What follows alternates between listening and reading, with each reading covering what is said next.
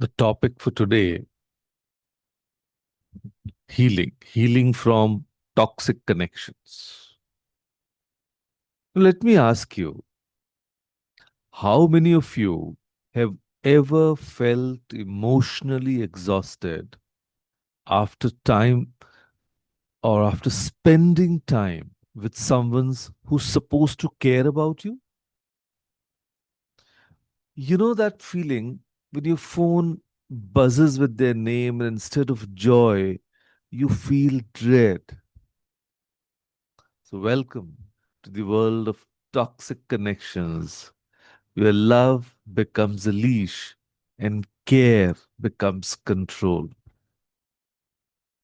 Now, toxic relationships are like weeds in our garden of life. They look innocent at first, maybe even pretty, but slowly, silently, they choke the life out of everything beautiful around them. And here's the thing about weeds, they just don't just go away on their own. You have to pull them out by the roots. So let me paint you some pictures you might recognize. First, the emotional vampire. Meet Priya's best friend since school, the one who calls only when she needs something. Every conversation is a therapy session where Priya gives. But when Priya needs support, I'm too busy with my problem right now. Sounds familiar? Then the guilt manipulator. 16-year-old Arjun wants to pursue arts, but his father says, after all I've sacrificed for you, this is how you repay me? And the classic guilt manipulation, using love as a weapon to control your choices.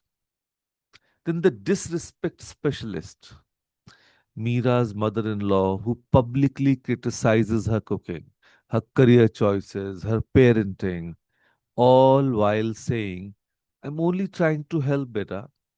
When help feels like harm, it's not help at all.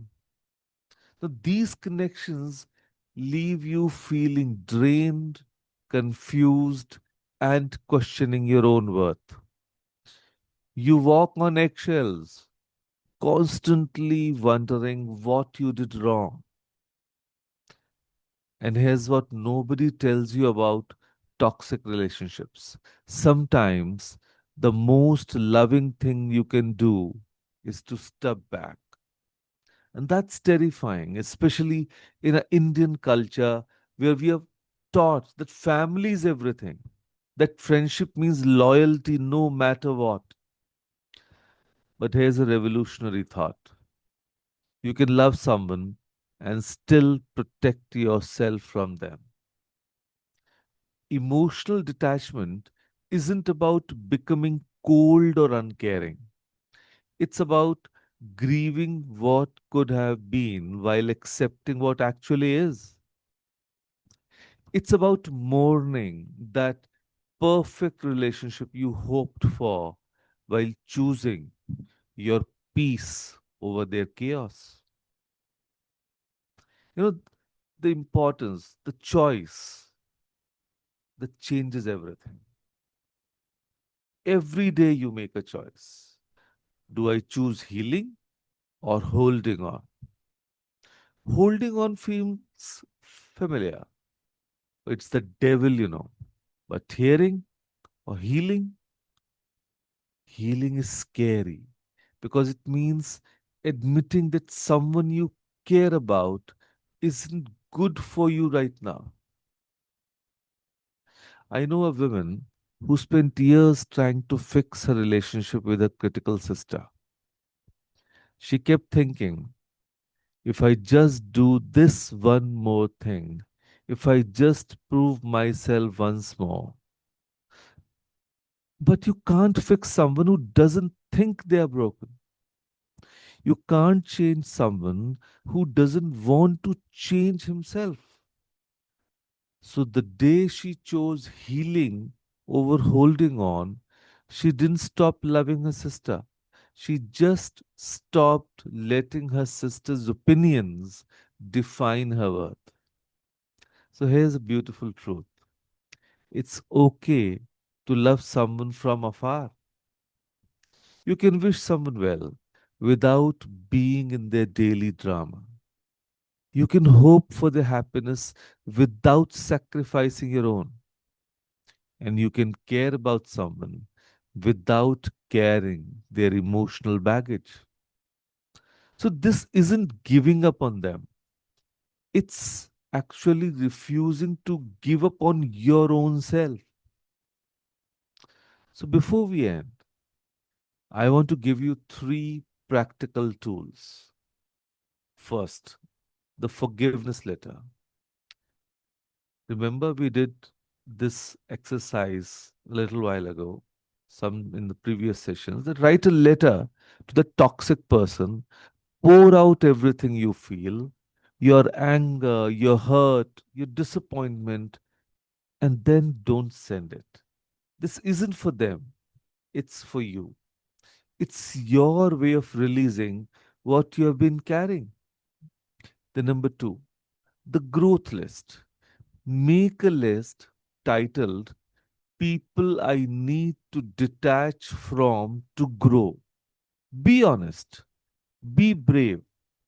Some names might surprise you, and that's okay. Growth requires honest inventory. And number three, your protection mantra. Every morning, look in the mirror and say, I choose peace over pain. Say it until you believe it.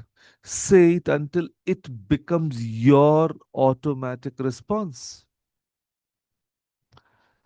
And you know what happens when you remove weeds from a garden? Space. Beautiful, breathing space for new growth. For flowers that were always meant to bloom but couldn't because they were being strangled. And that's what happens when you heal from toxic connections.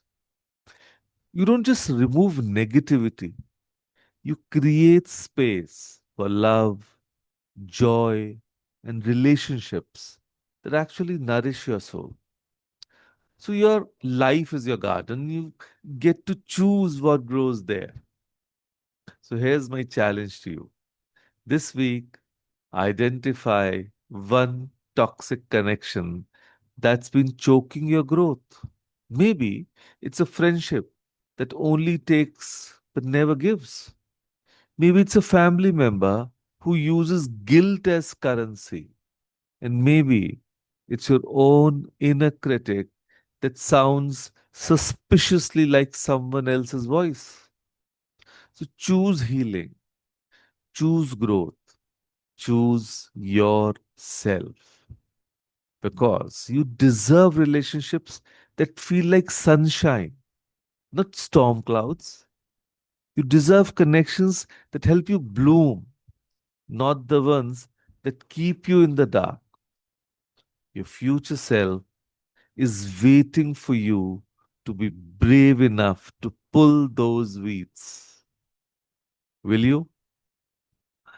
And with that thought, thank you everyone. Thank you everyone for joining us today.